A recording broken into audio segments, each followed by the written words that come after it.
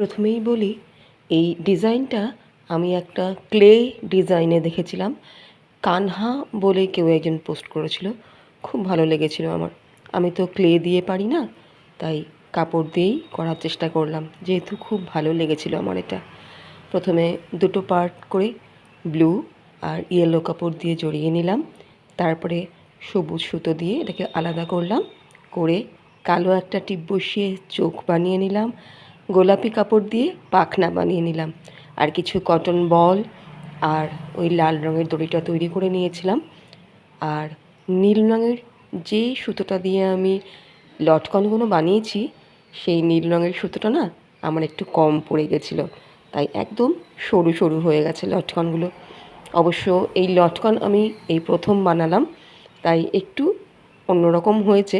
আশা করি পরের বার খুব সুন্দরভাবে করতে পারবো। যাই হোক, প্রথমবার চেষ্টা করলাম, জানি না কেমন হলো। আর এই হলো আমার ফাইনাল লুক হারটার ডিজাইনটার।